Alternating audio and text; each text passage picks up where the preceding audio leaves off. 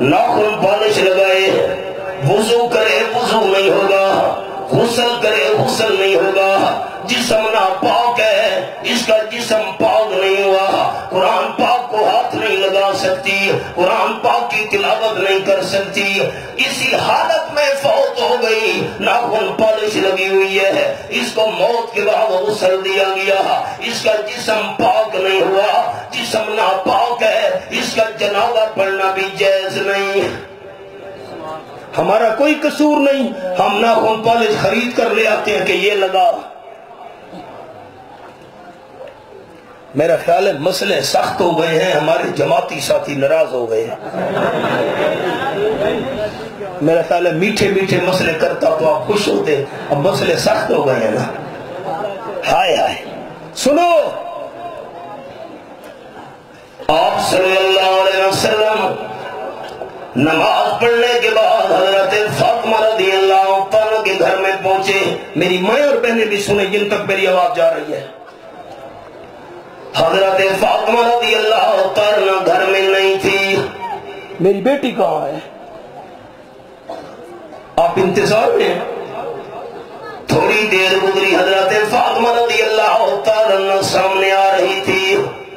آپ نے فرمایا، بیٹی من این جیتے، لفظ سنو لفظ سنو، گھروں میں جا کر میری ماں اور بہنوں کو بھی سنا دینا، بیٹی کہاں سے آ رہی ہو، کدھر گئی تھی؟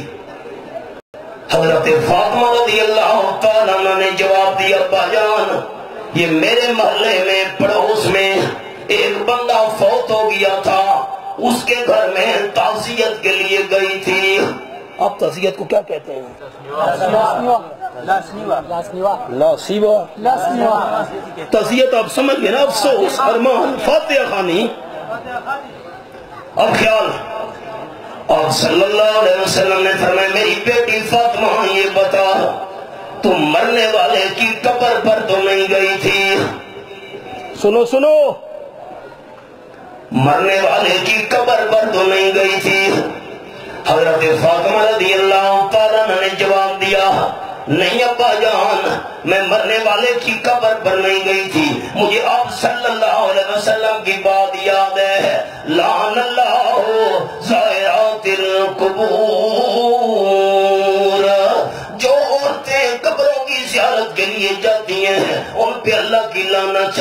میں کیسے قبر پر جا سکتی تھی؟ میں تو وارثوں کے پاس گئی تھی فاتحہ خوانی کے لیے۔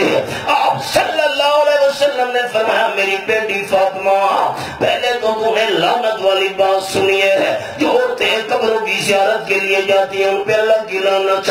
آج دوسری بات سن لے، اگر تم مرنے والے کی قبر پر گئی ہوتی، لم تری رائحۃ الجنہ، تجھے جنت کی خوشبو سونگھنا بھی نصیب نہ ہوتی۔